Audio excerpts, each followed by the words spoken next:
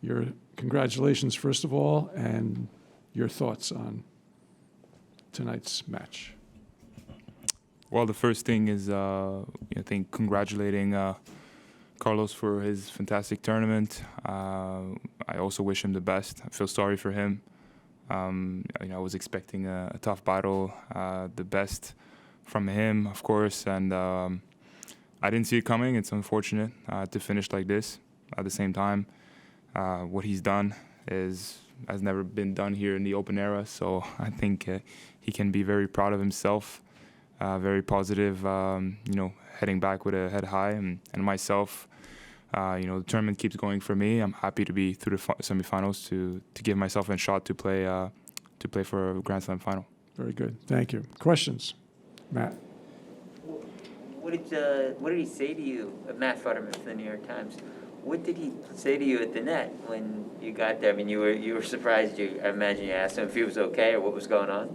Yeah, he didn't say much. I just told him, like, I'm sorry for him. I didn't ask what he had, but he didn't say anything. But I said, you're such a great player. Yeah, you're an amazing player. You got to keep going, keep pushing, and you're already doing amazing. So, there's not much more to say. Did you have any sense while you were playing with him that he wasn't moving great or anything like that? Not so much. Maybe at the beginning of the second set a little bit, but not so much. I didn't know he called the physio. I was surprised. I was about to get up to go and play, and I saw that he called a physio, and I thought, okay, it's just a little something, because I really didn't see anything. Either I was too focused on my game, or I'm not seeing things, but I didn't see coming. Okay, in the back. Felix, congratulations, Darcy Main from ESPN.com. You and Leylah Fernandez both advanced to the semifinals today. What does that mean to you to sort of share this moment? And also, what do you think this means back home in Canada? Yeah, it's great. It's great for Canada. It's great for Quebec. We were both born in Montreal, so I never thought a day like this would come.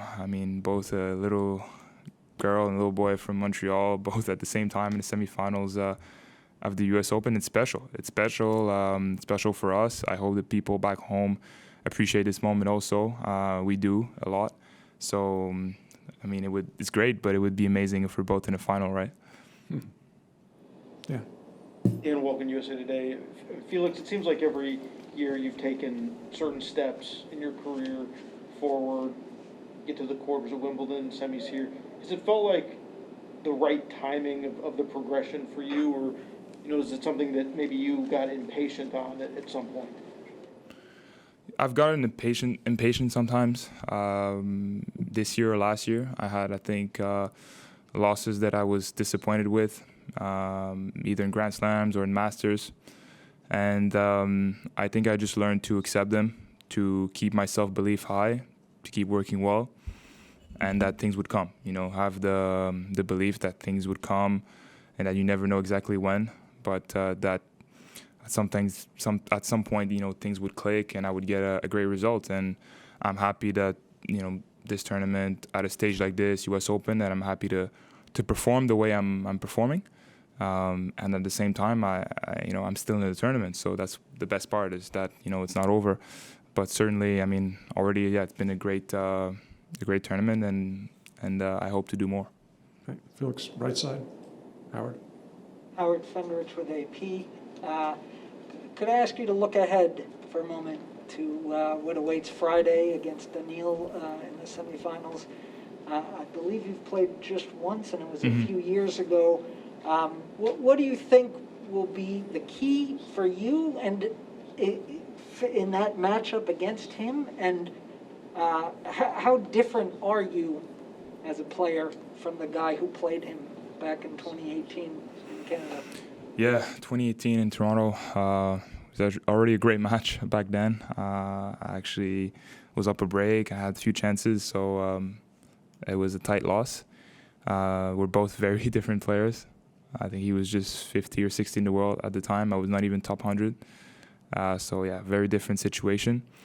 Of course, he's going to, come in with a lot of confidence. I also need to, step up and be confident in myself, serve well. I need to play a great match, be solid from every aspect of my game, and at the same time, try to put pressure on him. But it's going to be tough. I need to be ready for his best. I need to lace my shoes really well too, because there's going to be a lot of running. So we'll see. It's going to be interesting. Okay. Go ahead.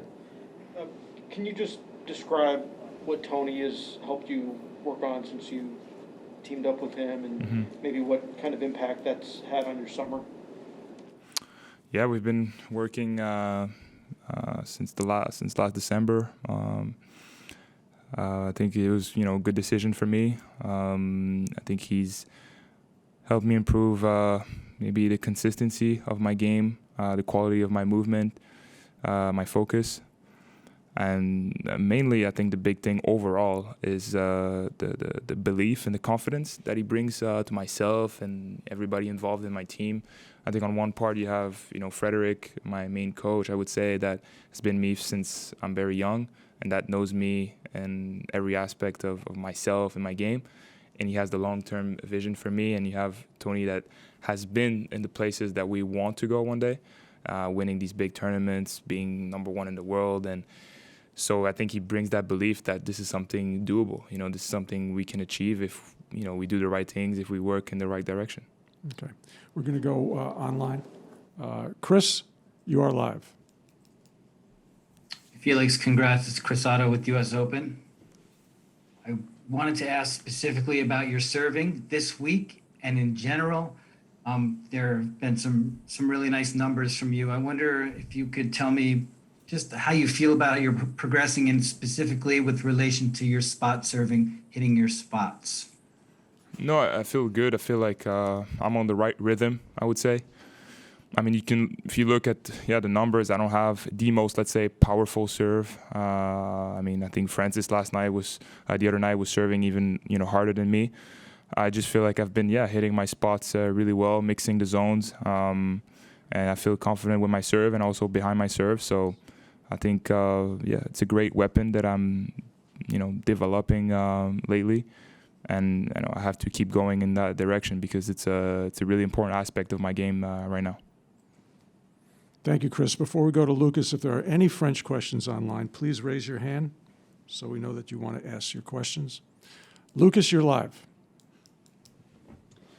Hi, Felix. Lucas Suisse with usopen.org. Congratulations on making it to the semifinals. Just building on an earlier question about working with Tony Nadal, I know that the broadcast mentioned that you spent some time at the Rafael Nadal Academy. I'm just curious about what that was like and if you had any chances to interact with Rafa, and if so, what were those conversations like? We were there in December. We were there also in the spring one time during the clay season with my team. So, no, it's been good to work with him.